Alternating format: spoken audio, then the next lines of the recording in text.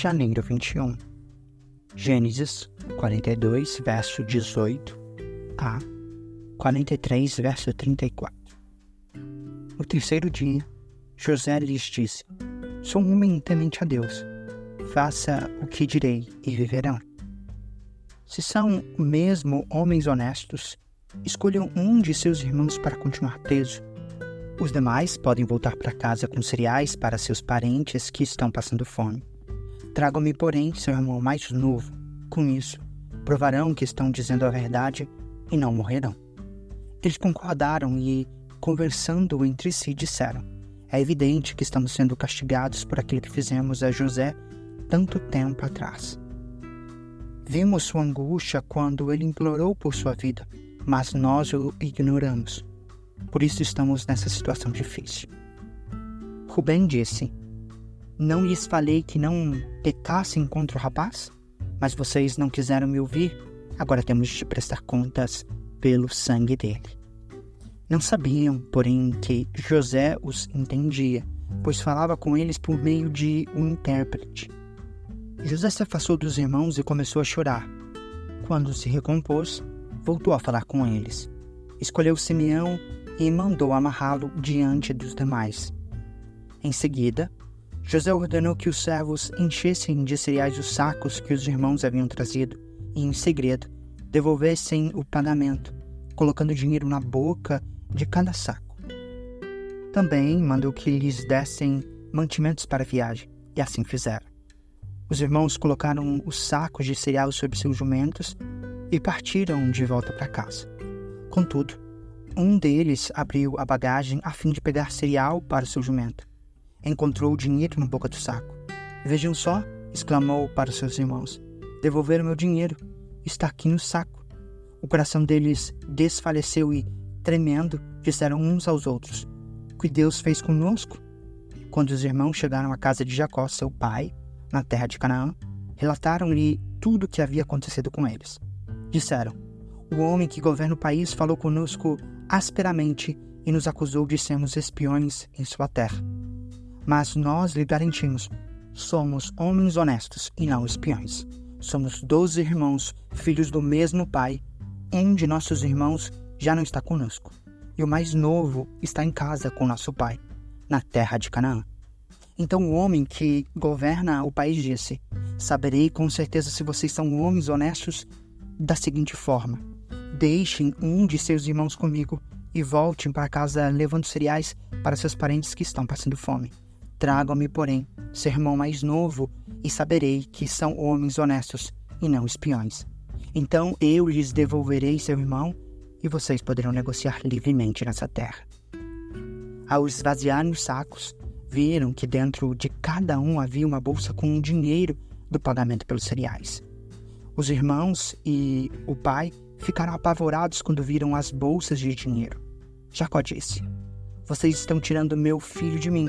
José se foi, Simeão não está aqui, e agora querem levar Benjamim também. Tudo está contra mim. Então Rubem disse ao pai: Se eu não trouxer Benjamim de volta, o senhor pode matar meus 2 filhos. Eu me responsabilizo por ele e prometo trazê-lo de volta. Jacó, porém, respondeu: Meu filho não descerá com vocês. Seu irmão José morreu e Benjamim é tudo que me resta. Se alguma coisa acontecesse com ele na viagem, vocês me mandariam velho e infeliz para a sepultura. A fome se agravou na terra de Canaã. Quando os cereais que eles haviam trazido do Egito estavam para acabar, Jacó disse aos seus filhos: Voltem e comprem um pouco mais de mantimento para nós. Judá, porém, respondeu: O homem está falando sério quando nos advertiu: Vocês não me verão novamente se não trouxerem o seu irmão. Se o senhor enviar Benjamim conosco, desceremos e compraremos mais mantimentos. Mas, se não deixar Benjamim ir, também nós não iremos. Lembre-se de que o homem disse: Vocês não me verão novamente se não me trouxerem seu irmão. Por que vocês foram tão cruéis comigo? Lamentou-se Jacó. Porque disseram ao homem que tinha outro irmão? Ele fez uma porção de perguntas sobre nossa família, responderam. Quis saber se o pai ainda está vivo? Vocês têm outro irmão? Nós apenas respondemos a pergunta dele. Como poderíamos imaginar que ele diria: tragam seu irmão? Judá disse ao seu pai: deixe o rapaz ir conosco e partiremos. Do contrário, todos nós morreremos de fome. E não apenas nós, mas também nossos pequeninos. Garanto pessoalmente a segurança dele. O Senhor pode me responsabilizar se eu não trouxer de volta. Carregarei a culpa para sempre. Se não tivermos perdido todo esse tempo, poderíamos ter ido e voltado 2 vezes. Por fim, Jacó, seu pai, lhes disse: se não há outro jeito, pelo menos façam o seguinte: coloque na bagagem os melhores produtos dessa terra: bálsamo, mel, especiarias e mirra, pistache e amêndoas, e levem de presente para o homem. Levem também o dobro do dinheiro que foi devolvido, pois alguém deve tê-lo colocado nos sacos por engano. Depois, peguem seu irmão e voltem àquele homem. Que o Deus Todo-Poderoso lhe conceda misericórdia quando estiverem diante daquele homem, para que ele liberte Simeão e deixe Benjamim voltar. Mas, se devo perder meus filhos, que assim seja. Então os homens pegaram os presentes de Jacó e o dobro do dinheiro e partiram com Benjamim. Por fim, chegaram ao Egito e se apresentaram a José. Quando José viu Benjamim com eles, disse ao administrador de sua casa: estes homens almoçaram comigo ao meio-dia. Leve-os ao palácio. Mate um animal e prepare um grande banquete. O homem fez conforme José ordenou e os levou ao palácio de José. Quando os irmãos viram que estavam sendo levados à casa de José, ficaram apavorados. É por causa do dinheiro que alguém colocou de volta nos sacos da outra vez que estávamos aqui? Disseram uns aos outros. Ele planeja nos acusar de roubo e depois nos prender, nos tornar escravos e tomar nossos jumentos. À estrada do palácio, os irmãos se dirigiram ao administrador José e disseram: ouça, Senhor, viemos ao Egito anteriormente para comprar mantimentos. No caminho de volta para casa, paramos para pernoitar e abrimos os sacos. Descobrimos que o dinheiro de cada um, a quantia exata que havíamos pago, estava na boca do saco. Trouxemos o dinheiro de volta. Aqui está. Também trouxemos mais dinheiro para comprar mantimentos. Não fazemos ideia de quem colocou o dinheiro nos sacos. Fiquem tranquilos, disse o administrador. Não tenha medo. Seu Deus, o Deus de seu pai, deve ter colocado esse tesouro nos sacos. Tenha certeza de que recebi o seu pagamento. Depois disso, soltou Simeão e o levou até onde estavam. Em seguida, o administrador os conduziu para dentro do palácio de José. Deu-lhes água para lavar os pés e providenciou ração para seus jumentos. Quando foram avisados que almoçariam lá, os irmãos prepararam os presentes para a chegada de José ao meio-dia.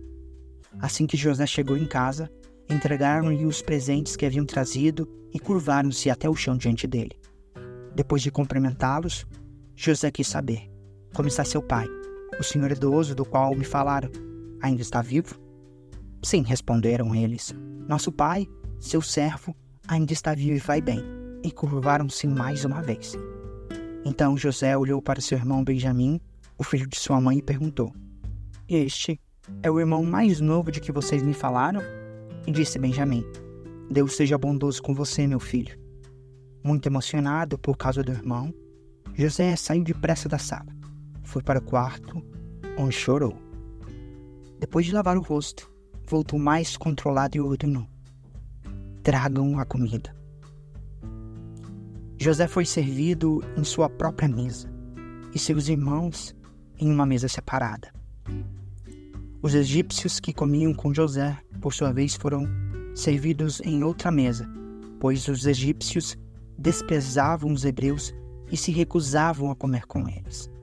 José disse a cada um dos irmãos onde deviam sentar-se, e, para espanto deles, colocou-os ao redor da mesa em ordem de idade, do mais velho para o mais novo. Mandou encher os pratos deles com comidas de sua própria mesa, e deram a Benjamim uma porção 5 vezes maior que a dos outros, e eles comeram e beberam à vontade com José. Mateus 13, verso 47 a 14, verso 12. O reino do céu é, ainda, como uma rede de pesca que foi lançada ao mar e pegou peixes de todo tipo. Quando a rede estava cheia, os pescadores arrastaram até a praia, sentaram-se e juntaram os peixes bons em cestos, jogando fora os ruins. Assim será no fim dos tempos. Os anjos viram, separaram os perversos dos justos e os lançarão na fornalha ardente, onde haverá choro e ranger de dentes. Vocês entendem todas essas coisas? Sim, responderam eles. Então ele acrescentou: todo mestre da lei que se torne discípulo no reino dos céus é como o dono de uma casa que tira do seu tesouro verdades preciosas, tanto novas como velhas. Quando Jesus terminou de contar essas parábolas, deixou aquela região e voltou para Nazaré, cidade onde tinha morado. Enquanto ensinava na sinagoga, todos se admiravam e perguntavam: de onde lhe vem a sabedoria e o poder para realizar milagres? Não é esse o filho do carpinteiro? Conheces Maria, sua mãe, e também seus irmãos, Tiago, José, Simão e Judas. Todas as suas irmãs moram aqui entre nós. Onde ele aprendeu todas essas coisas? E sentiam-se muito ofendidos. Então Jesus lhe disse: um profeta recebe honra em toda parte, menos em sua cidade e entre sua própria família.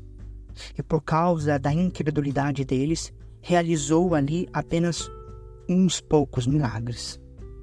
Quando Herodes Antipas ouviu falar de Jesus, disse aos seus conselheiros: deve ser João Batista que ressuscitou dos mortos, por isso ele tem poder para fazer esses milagres. Herodes havia mandado prender e encarcerar João para agradar Herodias, que era a esposa de Filipe, seu irmão.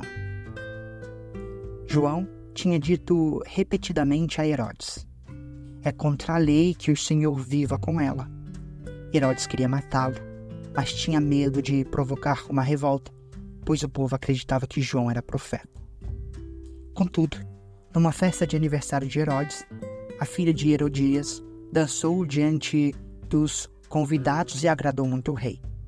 E ele prometeu, sob juramento, que lhe daria qualquer coisa que ela pedisse. Instigada pela mãe, a moça disse: quero a cabeça de João Batista num prato. O rei se arrependeu do que tinha dito, mas por causa do juramento feito diante dos convidados, deu as ordens para que atendessem ao pedido.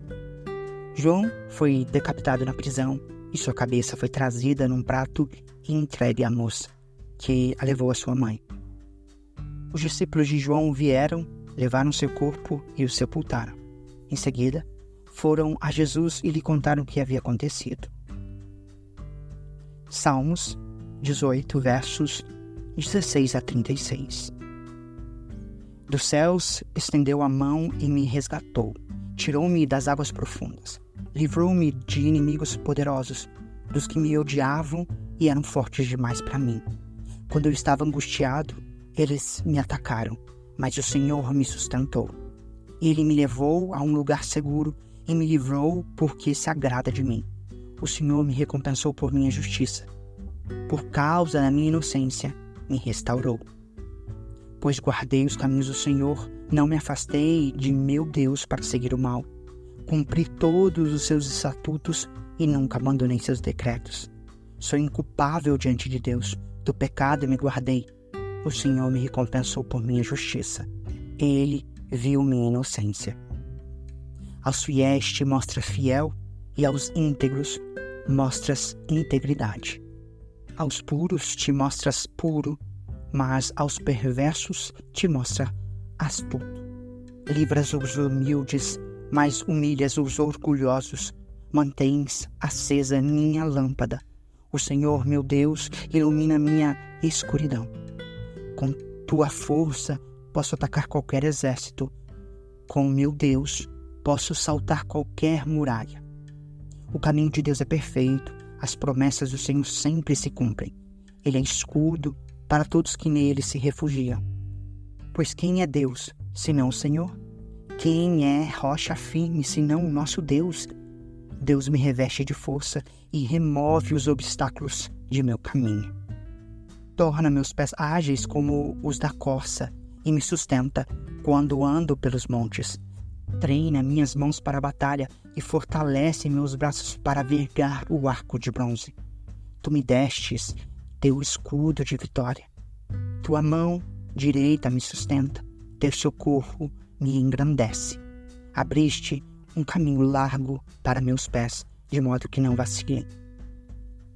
Provérbios 4, versos 7 a 10.